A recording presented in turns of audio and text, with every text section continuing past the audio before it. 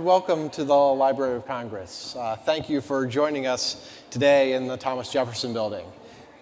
And I would also like to welcome all of those of you joining us on Zoom. I'm Brent Iacobucci, Acting Director of the Kluge Center. Before we begin today's program, please take a moment to silence your cell phones and other electronic devices. Thanks. I'll also remind you that today's program is being filmed for placement on the Kluge Center website, as well as our iTunes and YouTube channels. The Kluge Center was founded in 2000 thanks to a generous contribution by philanthropist John W. Kluge. The center is a vibrant community of scholars here on Capitol Hill.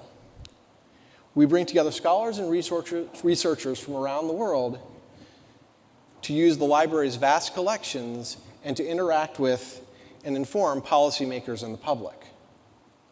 We also administer the Kluge Prize for the Achievement of Study in Humanity, which will be awarded this summer.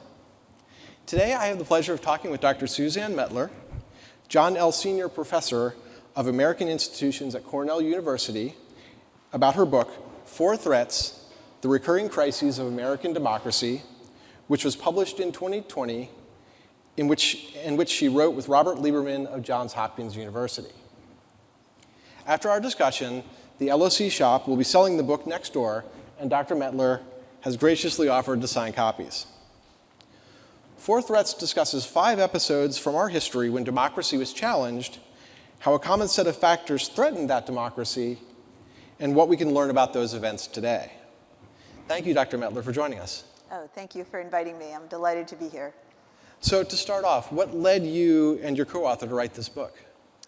Yeah, so I had been kind of growing more concerned about democracy for some time. I'm someone who, early in my career, which was way back in the 1990s, I briefly taught Intro to American Politics. So this is during the Clinton administration. And then I went back to it around 2012. And it was like I was teaching about a different country. You know, you could not use your old notes to teach these lectures because polarization had grown so much. The system was really struggling. It was clear. But then as I taught this year after year, we got to 2015 campaign, when suddenly things that had seemed really established about American democracy, like the legitimacy of elections, for example, or the freedom of the press, suddenly these things even seemed thrown into question. And I started to feel like, I did not understand this country that I'd been studying for my whole, adult life. But then I would find myself in conversations with my colleagues, political scientists who study other countries in the world and study democratic deterioration in those countries. And they seemed to have analytical lenses for thinking about what was going on. They seemed to understand it better than I did. And the things they would say were really troubling. They would say things like, well, we've had a pretty good run. Democracy's had a pretty good run in the United States, but it doesn't last forever. And these things, they come and they go. I was horrified, of course, but I decided I needed to learn more. So it's at that point, some of us formed a group of scholars called the American Democracy Collaborative, of people who think about democracy in comparative terms around the world, but also historically in the United States. And so Robert Lieberman and I are part of that. And the question we were asking ourselves was, has the United States been in danger of democratic backsliding before? We've long studied the long, slow progression of democracy in the United States. Like we would say, it really did not become a full democracy until the 1960s, Civil Rights Act, Voting Rights Act. But we hadn't thought before about this question of backsliding. So that's what led us to writing this book. So as I noted in the introduction, in the book you discuss 4 characteristics that threaten democracy. So what are those 4 threats? Yeah, so this is what we learned from these scholars who study countries elsewhere in the world. There's 4 threats. So they are partisan polarization, conflict over who belongs as a member of the political community and what their status is. Does everyone have equal status? Economic inequality that is high and rising. And then finally, executive aggrandizement, or the growth of power of the nation's top leader. So it's those 4 things. And so to say a little bit about each of them. So partisan polarization,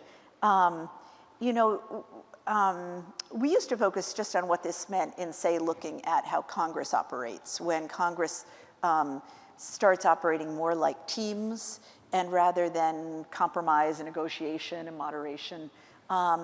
But increasingly, we started to think about polarization more like these comparativists did when you look at ordinary citizens, and when you see people who start to define each other in us versus them terms. You know, it's a great contrast to, if you go back just a, you know, not too many decades into the middle to later 20th century, when we had what political scientists call cross-cutting cleavages or cross-cutting affiliations in American society.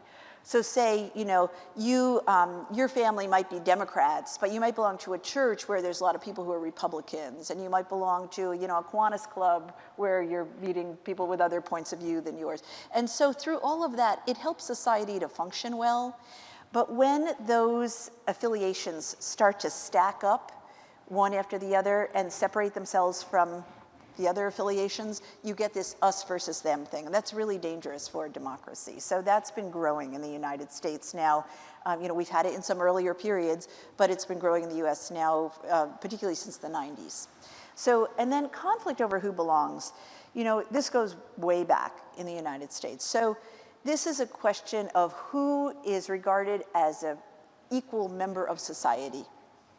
And it's particularly a danger to democracy when there's a group that's been shut out since the nation's, that was shut out in the nation's founding, like when the Constitution is created.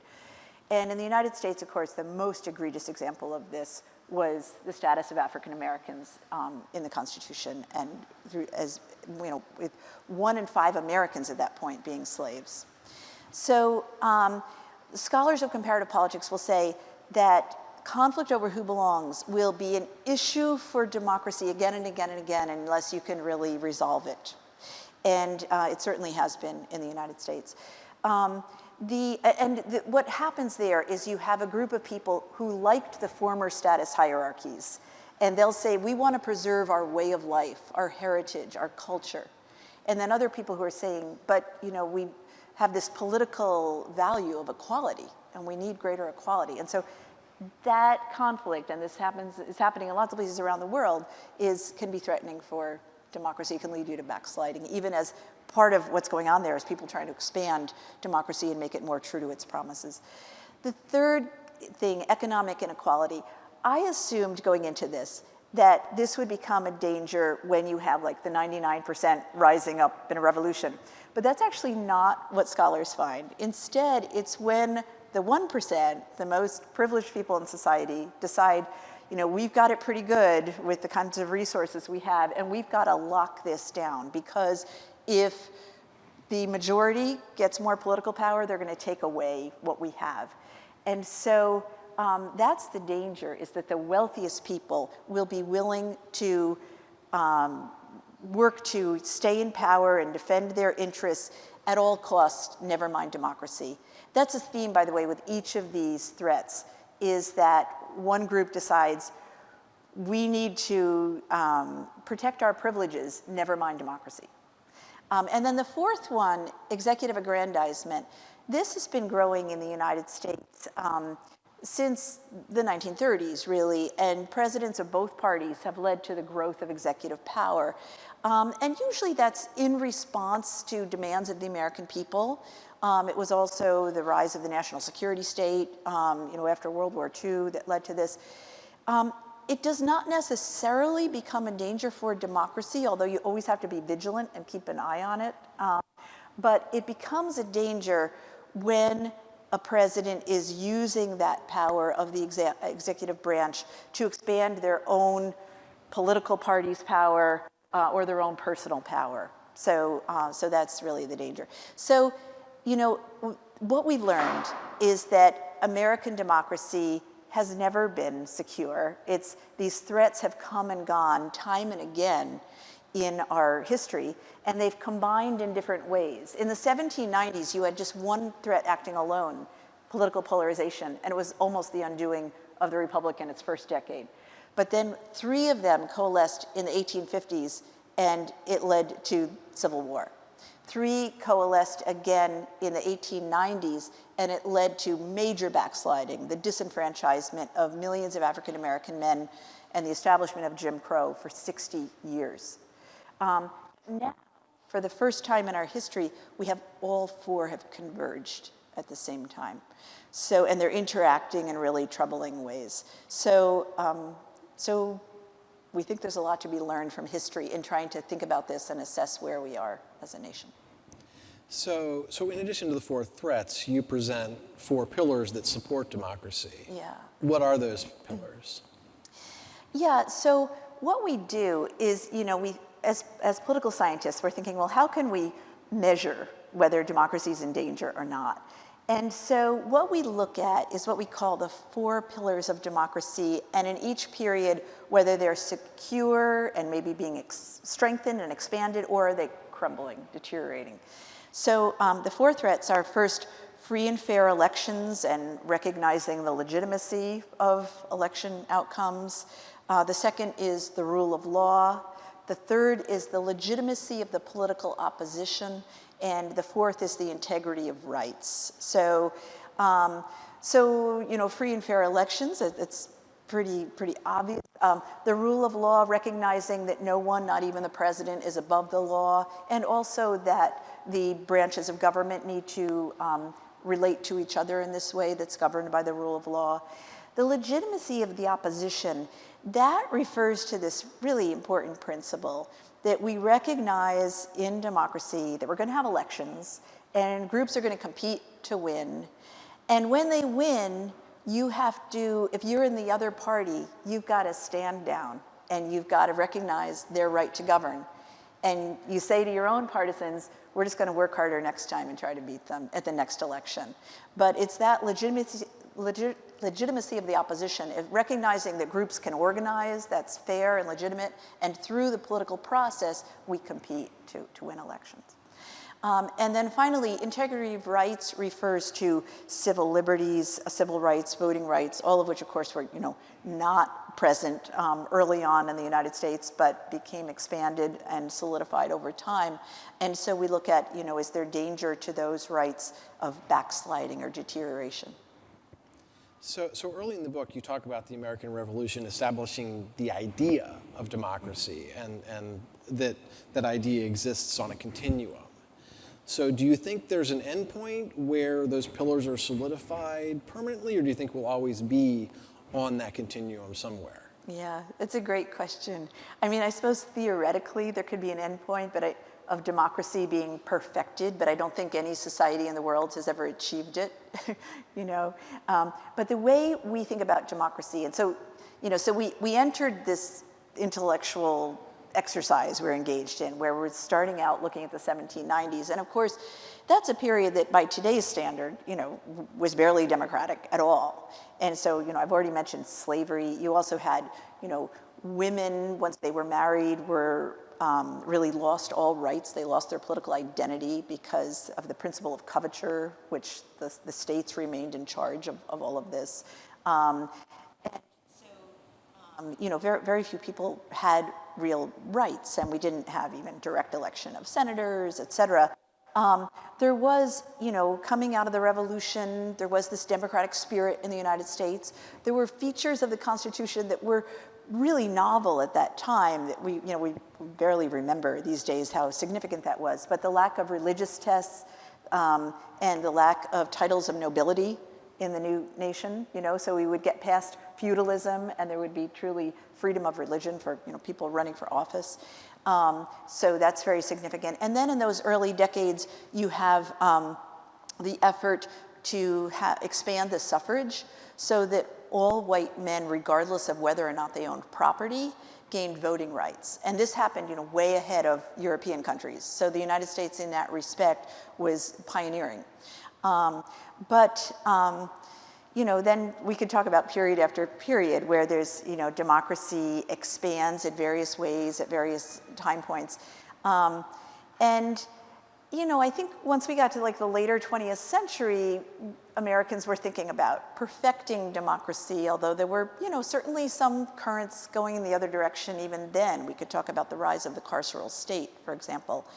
But our real concern in the book is when there's danger of backsliding, of really, of the pillars, these pillars that I've mentioned, really crumbling.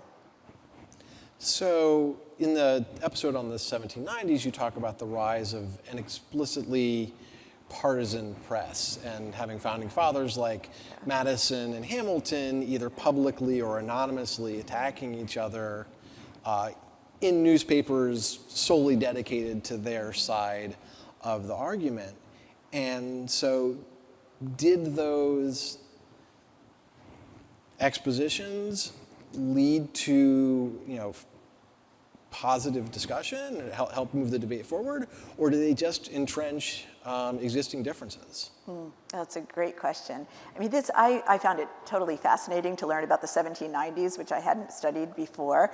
And, here you had, some of the founding fathers had been opposed to creating political parties. They thought it would be really dangerous for the new country to have parties.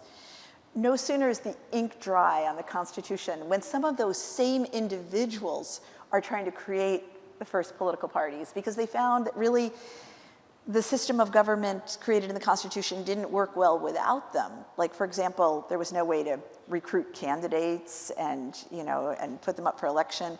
You needed to have a way to communicate to citizens what some group of elected officials stood for, some group of candidates and elected officials. And so that, from one election to the next, citizens could participate, citizens who are not spending all of their time paying attention to issues and learning about them. They would have some cues from parties.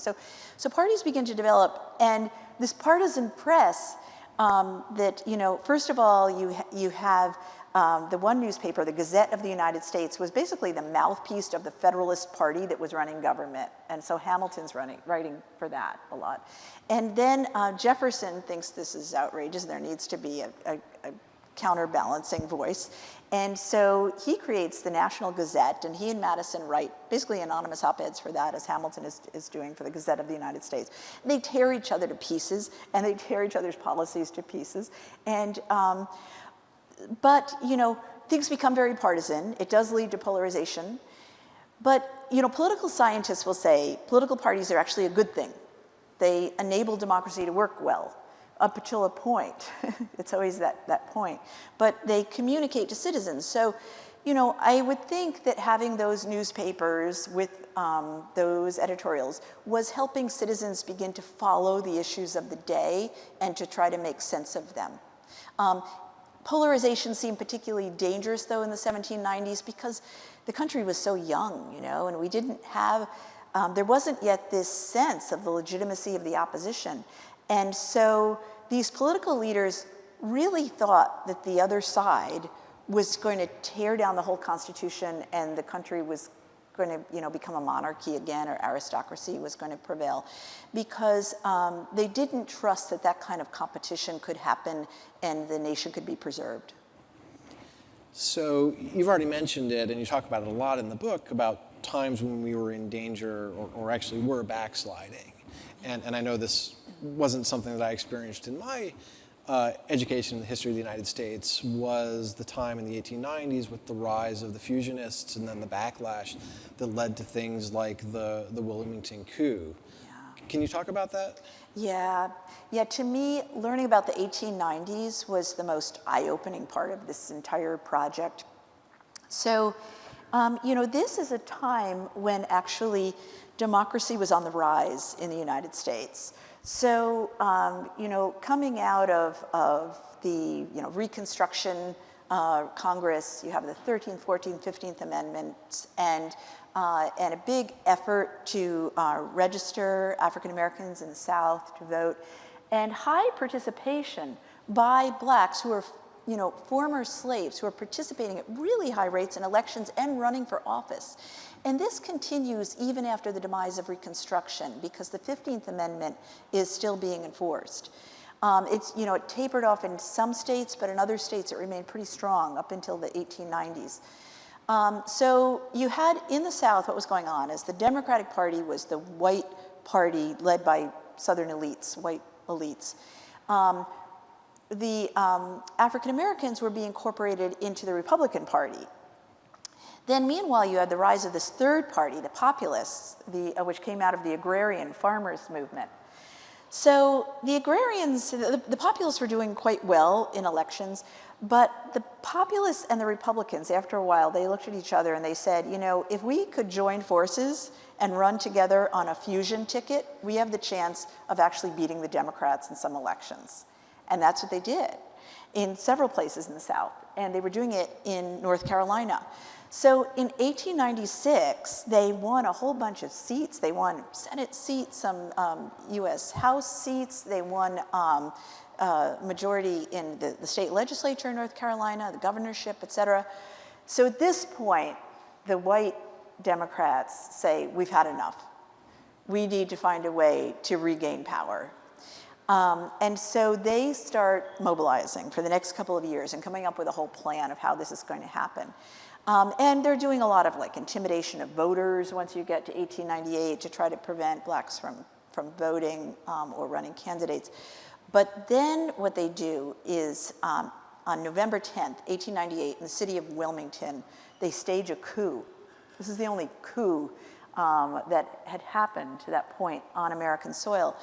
And so they gathered, so Wilmington, first of all, it's very significant. It was a place where democracy seemed to be on the rise, where there was the growth of a black middle class, and where blacks were gaining elected positions in the city council and as mayor, et cetera. And what happens on the morning of November 10th is all of these white paramilitary groups that have been organized by the Democratic Party gather at the city armory. And many of them are on horseback. They proceed to the offices of this black-owned newspaper, the Daily Record, which was the only daily black newspaper of its kind in the whole nation at that point in time. They burn it down. They stand there watching it, burns down. Then they proceed into black neighborhoods and they are, randomly killing people, killed hundreds of people as the day wore on. They dragged community leaders out of their homes, took them to the train station, forced them to leave town. And at the end of the day, the Democratic leaders gathered all of those people who were in elective office and at gunpoint fired them to resign and put their own in their place. So this is November 10th. It's a total coup. But then what happens in the months that follow is that the Democrats in North Carolina they take action to lock down their power. And they follow the example that Mississippi had already set, which is introducing poll taxes and literacy tests that would be used henceforth to prevent blacks from voting. And then, the story of North Carolina, we tell it in a big way in the book because it brings out into the open what happened in states all over the South. All over the South, they adopted these same, all this disenfranchisement of millions of African-American men who'd been voting for decades at that point. This is major backsliding that happens, and the federal government looked the other way. All three branches looked the other way, and at that point, Republican presidents like the McKinley administration, and then Theodore Roosevelt and Taft, they just looked the other way, even though their party previously had been working to mobilize black voters in the South.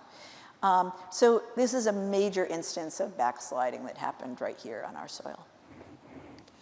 So in the episodes you talk about in the 20th and 21st centuries, whether that's the 1930s under Roosevelt, the 70s in Watergate, or the 2010s, you notice characterized by executive aggrandizement. Mm-hmm. But it seems to me that those criticisms go back to the 1790s in Washington and the Federalists. Yeah. And in my memory, it seems like it's perennial that the opposition party is always accusing the president of abuse of power. So why didn't you characterize the 1790s as of that, facing that threat? Yeah, it's a great question. It is really amazing to go back and study the 1790s. And man, I gained such a different view of George Washington looking at him through these lenses. I mean, for example, there was the Whiskey Rebellion on the frontier in Pennsylvania in the early 1890s. These were farmers who didn't like Hamilton's financial plan that was putting excise taxes on them. And so this keeps going, and Hamilton really encouraged Washington to take in troops. So you have George Washington on horseback gathering at Carlisle, Pennsylvania, where Dickinson College is now, so professors know about Carlisle. So he gathers there with thousands of troops gathered from various states, the militias of various states, and leads them on horseback to Western Pennsylvania to put down the insurrection. I mean, it's incredible. I mean, when we think commander-in-chief, we don't usually think, on horseback leading the troops, but that's exactly what George Washington did. And then they get there, and most of the leaders of the Whiskey Rebellion have already fled into the frontier, and they try to round up some people, but they have very flimsy evidence against them, and ultimately they don't have a case. They pardon them. But Washington was getting a lot of flack for that. Meanwhile, there's the emergence of these democratic Republican societies, which today we would think of as people being good citizens. They formed these organizations throughout the states where they tried to study issues so they could be active citizens even between elections and try to raise issues to their elected members of Congress. Washington thought this was outrageous. Citizens can participate in elections, and that's enough. Other than that, they should be seen and not heard. So he goes to Congress and tries to get Congress to pass a resolution supporting him. And of course, the Federalists do that with him. Jefferson and Madison were outraged. They thought it was such an overreach of power that it was the worst thing that he had done. And indeed, he was really trying to use his executive power. And you can come up with other instances of that in those early days. Generally speaking, though, the American presidency was a weak institution relative to Congress until we get to the 1930s.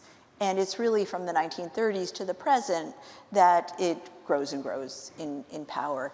And the second part of the question you asked about that is how do we know when it's, tell me again, how do we know when it's, So, I mean,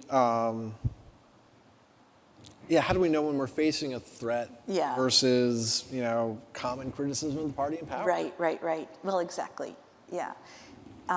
That's always the issue, and especially with, executive power, I think one always needs to be vigilant. Congress is the first branch, and Congress is the branch of government that's closest to the people, that's elected directly by the people. And, there are political scientists who are more defenders of executive power, and I'm not one of them. I think that we always need to keep an eye on the presidency. But the key question is that new presidential power that's been developed over time, is a president using it in a way that violates these pillars of democracy, such as the rule of law or free and fair elections and their legitimacy? I mean, that's the question you have to ask yourself. That's what crosses the line. And that's what we really have to be careful about. So how do we separate a loyal opposition, which is necessary for democracy, from the sort of dangerous partisanship that threatens it? And can we even know in the moment which is which? Right.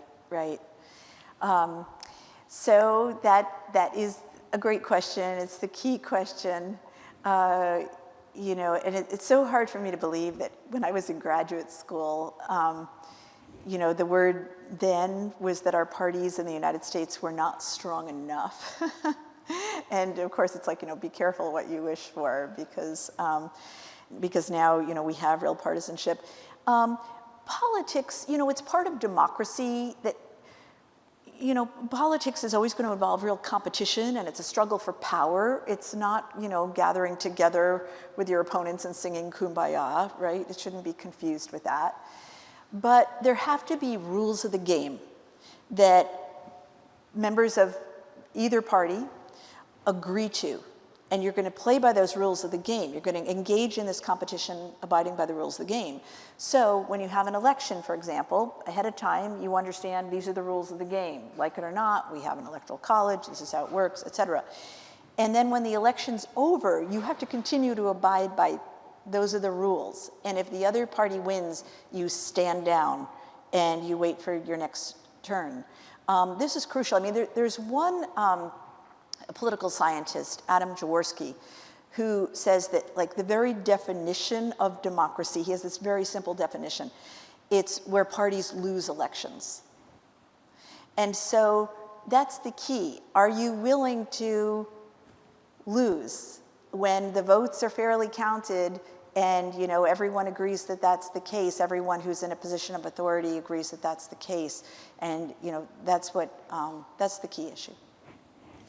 So in more recent memory, in the 2000 election, there were challenges to the vote in Florida and, you know, questions of the legitimacy of that election. And so do you think that democracy was under threat then? And if so, did the response to 9/11 bring the country together and sort of answer that challenge by giving us an external threat? And just sort of more broadly, are there times when, you know, concentrated presidential power is necessary? Okay. It was just a couple of years ago that I went back and read Al Gore's concession speech from December of 2000. And I really recommend that if you haven't read it before, take a read. It's a really striking speech. And he says in it that he disagreed with the US Supreme Court's decision about the outcome of the election, but he accepted it.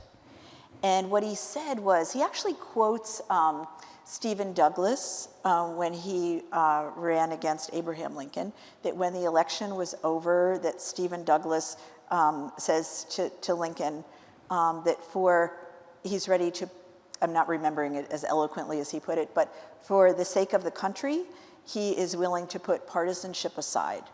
And then Al Gore says the same thing in his concession speech, that is what he is saying to George W. Bush and the American people. For the sake of the country, I am putting partisanship aside, the election is over, and now I'm going to recognize and support you as president. And we're doing this because of democracy, which is, you know, these principles that are bigger than any of us, and to abide by them. So, you know, that was 22 years ago. It's not that long ago, but people accepted that, even if they weren't happy about it, and the country moved on.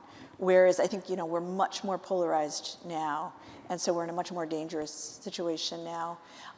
You asked about 9/11. I think, you know, for a brief time that did bring the country together, but then we went back to, you know, polarization has really been growing, particularly since the 1990s. And so there was kind of a blip there, if you look at a lot of public opinion polls, where people were feeling more unified, but then we went back to more polarization.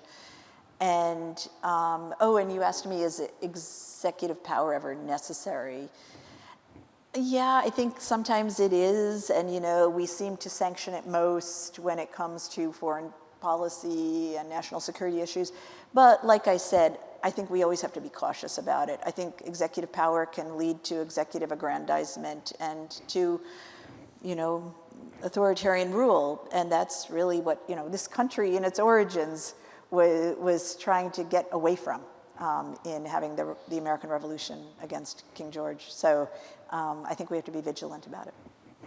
So in several places in the book, you talk about periods of escalation, whether that's rising income inequality or decrease in individuals' rights.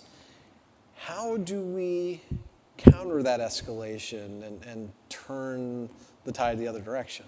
Yeah, it's really hard. I mean, frankly, as this escalation begins, and particularly the state we're in now, where the four threats are interacting with each other in dangerous ways, I can't tell you there's some easy fix to roll all of that back. What I would say is that I think where you can begin is with economic inequality and creating public policies that try to distribute income and wealth more evenly in society. And that by doing that, in turn, that can help to tamp down polarization, and it can help to tamp down conflict over who belongs. So I think, you know, that's a promising strategy. I think some of that happened in the 1990s, actually, When Clinton was president, one of the first things he did was actually to increase taxes on the wealthiest Americans, which had been coming down, for some decades, and he increases those taxes. And the economy really took off, and because of that tax structure, that wealth was more evenly distributed. And so it was a time when, basically economic inequality has been growing since the 1970s, but there's a blip during the 1990s when people who are less well off were doing better. And this is why. And that, again, it helped to slow down the growth of polarization somewhat for a little while. But it's challenging to de-escalate. So in the chapter on the 1790s, you discuss James Madison's anonymous essay in the National Gazette accusing certain members of the administration of too much of an attachment to aristocracy. And you note that you and your team found that in the collections of the Library of Congress. How did you use the library's collection, and what other things did you and your team find? Oh, yeah, this was great. So I was fortunate to be a fellow at the Radcliffe Institute at Harvard when I was finishing the book. And I had these wonderful Harvard undergraduates who were working with me as research assistants. And so one of them, I asked him to really see if he could find some of these anonymous op-eds, from the National Gazette. And so I have him to thank that he went online and was able to find through the Library of Congress website, through the university, he found all of these the issues, the actual issues of the National Gazette, which was amazing to see. And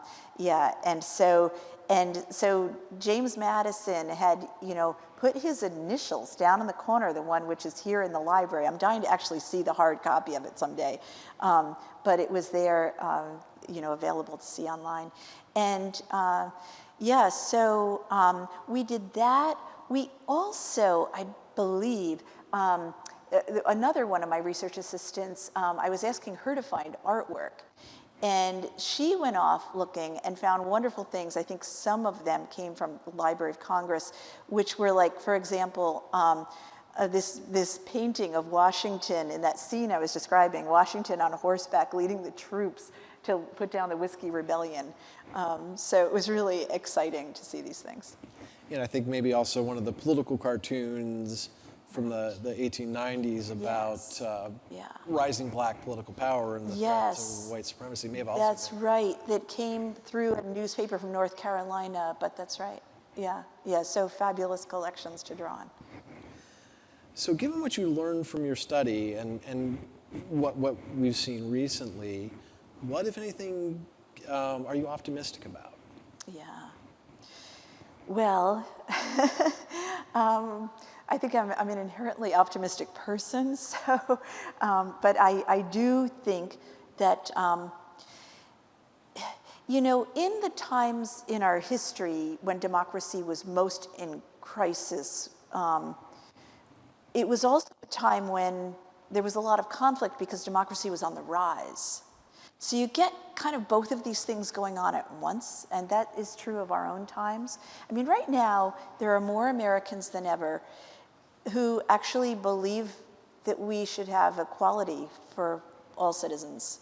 And that's really striking. And so I think there is wider belief in a deep, rich, robust democracy today than there's ever been. There's also a lot of conflict about it.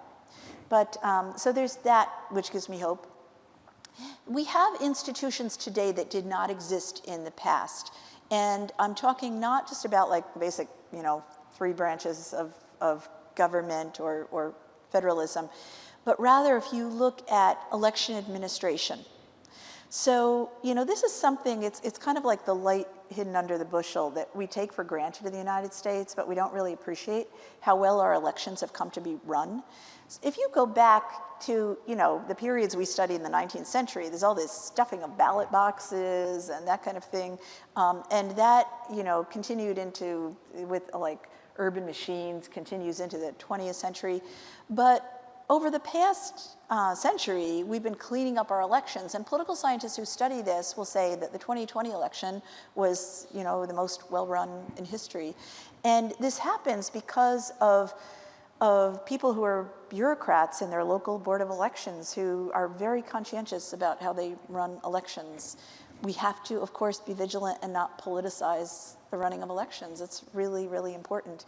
But it's been well done. Another thing we have that's a real source of strength is the civil service, public service, which didn't exist, early on, and government jobs through the 19th century were like patronage jobs. There was a lot of corruption associated with who got the jobs and how all of that worked.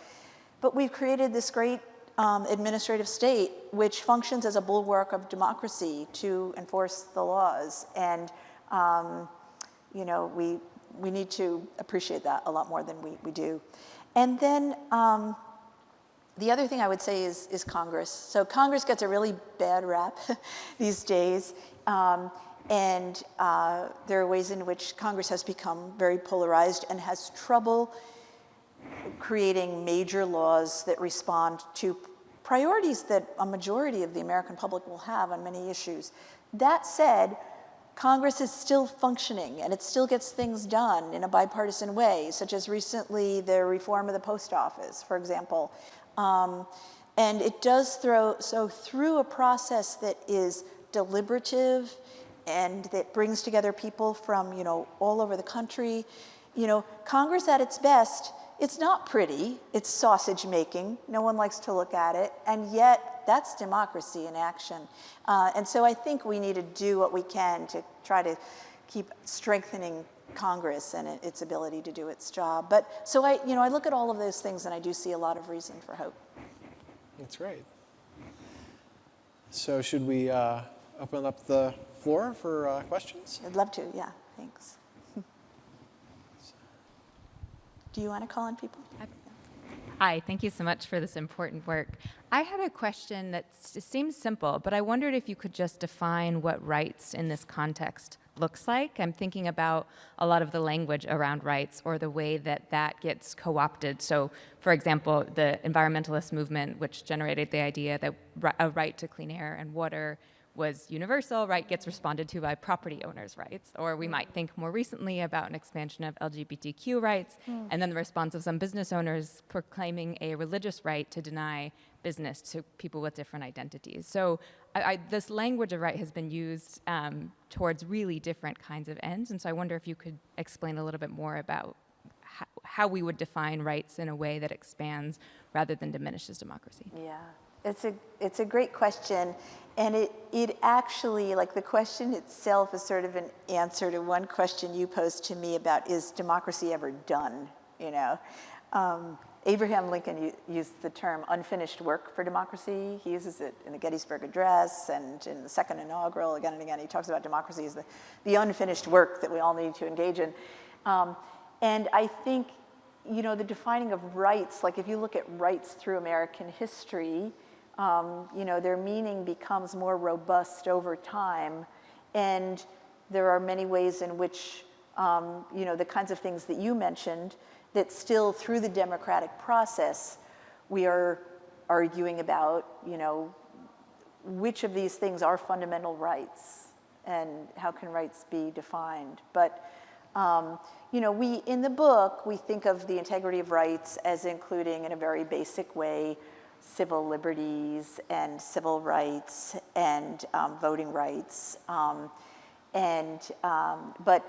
the extent to which those things have been guaranteed in the United States, it's a pretty recent development, really, during the 20th century through the incorporation of the Bill of Rights under the 14th Amendment, and then with the expansion of civil rights through the 14th Amendment, which, when the 14th Amendment is first ratified, it's quickly, because meaning becomes narrowed to almost nothing. But, so all of that has been relatively recent, and now, we're continuing to, through the democratic process, we engage in this contestation about what is the scope of rights. So it's unfinished.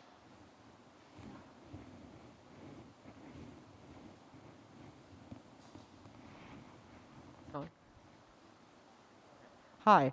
Earlier in your talk, you mentioned the 1790s and how you had these publications in which people like Hamilton and Jefferson were sort of railing against each other, and effectively they were mouthpieces for parties. And when you talked about that, I was reminded of kind of what we have now, and it seems sort of similar, in which you have these news corporations that definitely seem politically affiliated. And so I wonder if you had noticed that similarity as well, and also if you noticed any potential differences, whether what we have now is, maybe goes further than what it was then, or if it's not as partisan as then. I'd just be interested in hearing your thoughts on that comparison. Yeah, yeah, it's a great question about the media. I think that in the middle of the 20th century into the later 20th century, we had kind of a golden age of media in that you had, for one thing, we had a lot of newspapers across the country, newspapers in small cities and in towns, and those have largely disappeared, dramatically declined, which is to the detriment of democracy. We also had like 3 major networks presenting news and doing so in a way that was kind of straight down the middle. And that, political scientists who study this find that that was kind of conducive to democracy.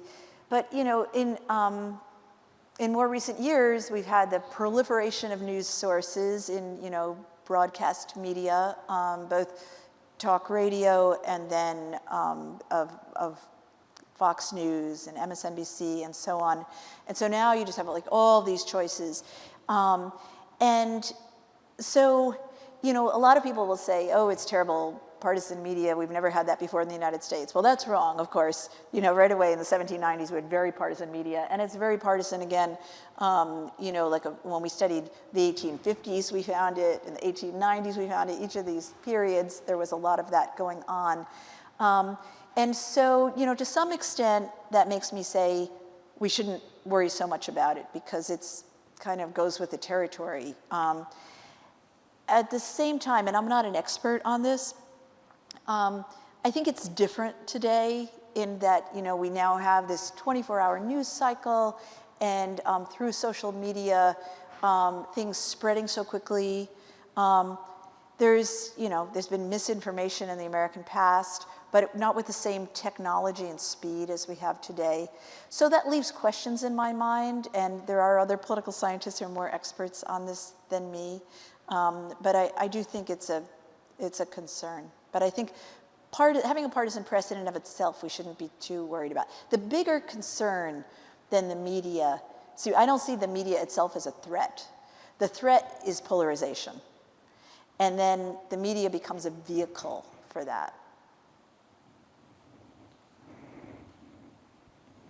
In the past 20 years that I've worked on the Hill, I've seen all 4 of your threats just grow considerably worse, and there's been no forces tampering down that polarization. Mm-hmm. It's gotten to the point where you pointed out all 4 threats are very active now. Mm-hmm. It almost seems too late at this point. What could happen in the near future that could pull us back from the brink? Yeah. In lots of ways, that is the biggest question. And it's, it's a daunting question to try to answer. And when I was asked that question a few years ago, I might have said something like this. I would have said, well, in the past, Americans have come together when there's some major crisis, like, war, depression. Say if we had an international pandemic, that would probably diminish polarization and bring people together. Well, it turns out that it only tore us apart more. It's kind of incredible that in the face of this life-threatening pandemic that there was so much, polarization over mask wearing, et cetera. So we're in rough straits. We're in really troubling straits. And I think that, the kinds of things that sound easy to propose are not enough they're not going to work well. What I'm studying now, my new work that I'm working on, is the rural-urban political divide, which has grown dramatically since the 1990s in the United States. And I think it's one of the things that's really driving polarization. And in part, that has to do with the spatial or geographic distance between people, and where people are having these really different experiences now of, you know, what the United States is, because their environment is really different if you live in a rural place versus an urban place. So, you know, we could address that by people moving more. And I've really been interested to hear that one result of the pandemic is a lot of people in urban areas moving to more rural areas. I'm wondering if that will help. I mean, it might also, in those areas, might heighten some polarization. But I honestly think as a society, we need to work at this really hard.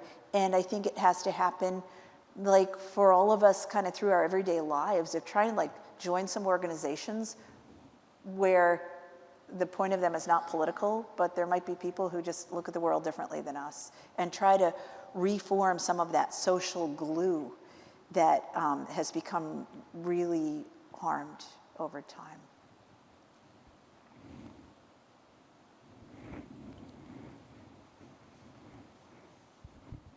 Thank you for this great talk. I'm really interested in your comments on political parties. I know that there has, there's a lot more identification with political parties, people thinking of themselves and identifying themselves as either Republicans or Democrats, but the parties to me seem relatively weak, like the leaders of those parties, right? The Republicans couldn't keep Donald Trump from taking over their party despite deep dislike. The Democrats had a tough time keeping, Bernie Sanders' insurgency at bay.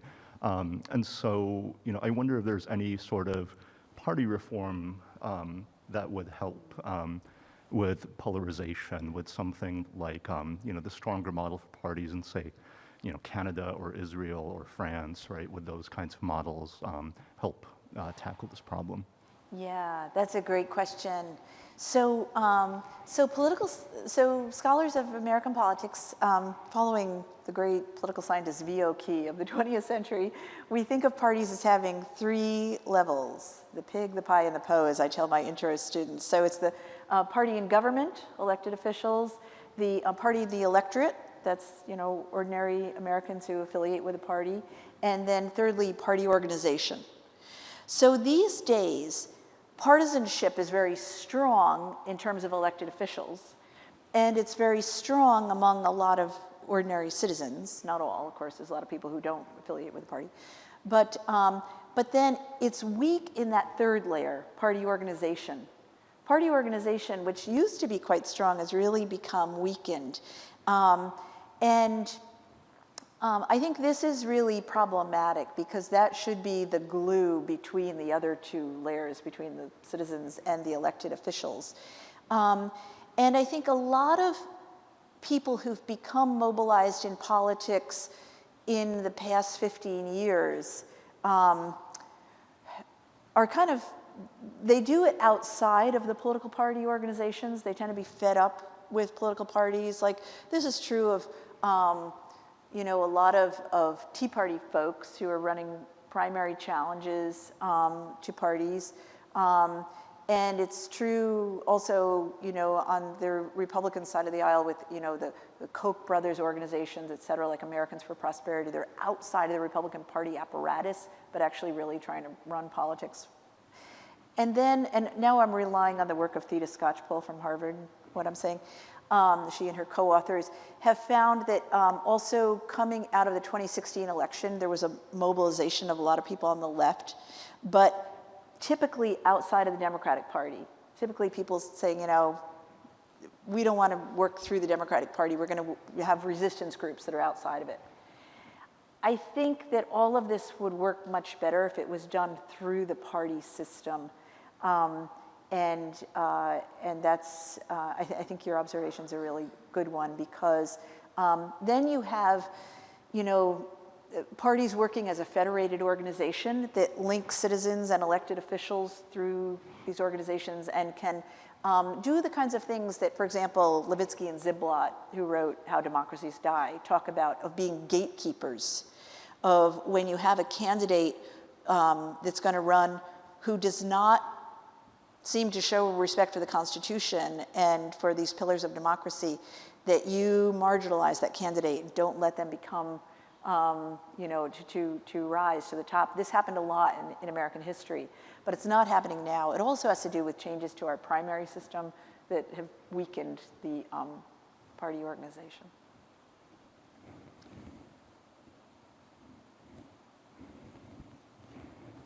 So you mentioned, we're talking about political parties, and you mentioned that you're studying now the urban-rural divide. And I'm thinking about one of the things you discussed in the book during the 1850s was this shift where the cleavage was no longer a partisan or was no longer based on the party, but based on sectional divisions that ultimately led to changes in the parties. And do you see, that sort of potential shift these days with that urban-rural divide? I'm not, it's like hypothetically that could happen, although I'm not seeing it yet. I think that coming out of, even when Trump was first running as a candidate, and there were so many elected officials here in DC in the Republican Party who were not in favor of him, we might have thought there'd be a split in the party then, might have thought that after the 2020 election, but it hasn't happened. There's a very mobilized base to the party, which so far is holding together. Politics is always dynamic, which is what makes it so interesting to study, of course. And so this could happen, but not seeing it right now. And having a two-party system, of course, it means that there's a lot of incentive, even for folks in political parties who are strange bedfellows, to stay together, because staying together, they have a chance of winning elections. And so that can keep things intact for a long time. So one of the things in your book is a truly remarkable photo, which I had not seen before, from the National Archives. When you talk about the bonus expeditionary force, right, which was a group of World War I veterans who had been promised a bonus as a retirement, presumably in 1945, and they wanted to be paid earlier. And they set up an enclave in Anacostia and were petitioning Congress to get that bonus early. And it ultimately led to concerns. The president was concerned that there might be, that they might take up arms. And this largely peaceful group of U.S. veterans, the government called out forces, and led by some of the heroes of the Second World War, Patton and MacArthur and Eisenhower, leading troops against a relatively peaceful enclave, which I don't think is a piece of history that most folks are terribly familiar with. Can you talk about that a little bit? I know. It's really incredible. I will say that my co-author, Robert Lieberman, and I, we'd both of us, for our first books in our careers, we studied the 1930s and the New Deal and the expansion of social rights in the New Deal, and how they were limited by gender was my focus, race was his focus. For the book Four Threats, when we studied the 1930s, it was like a whole different 1930s. We were focusing on episodes we hadn't paid attention to before, and it was really striking. And the first of those was, what happened to the bonus army. This was amazing. And so this happens when Hoover is still president. So in the depths of the Great Depression, it's really, veterans' benefits are a big interest to me. I wrote a book on the GI Bill for World War II veterans. World War I veterans were treated really badly. They were given the promise of these future bonuses that they would get, decades later. And they weren't given anything when they, first came out of the armed forces. So in the midst of the Great Depression, a lot of them come to Washington. These are these bedraggled veterans who, served in the Great War, put themselves in harm's way for the country, and they're asking Congress to go ahead and pay these bonus payments to them because they could really use them now. They have this encampment down in Anacostia, Southwest, and Hoover, sends the troops on them. It's incredible.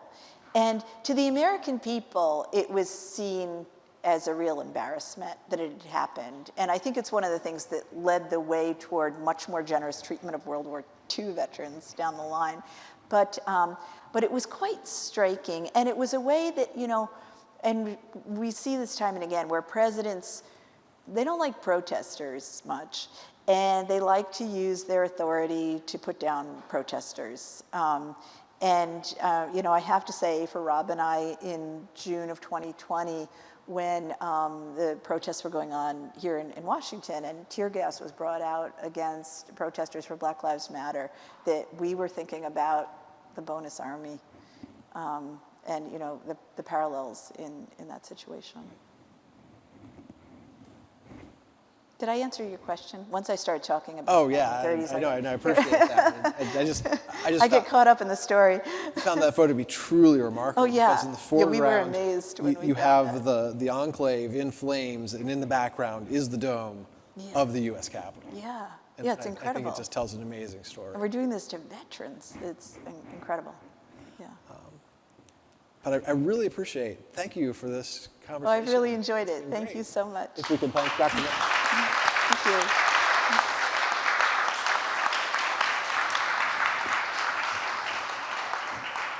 Thank you. Thank you all for joining us today. Thank you, Dr. Mettler. I will just let you know we have other events in the next few weeks, and we will have this available online, the recording later. So thank you very much.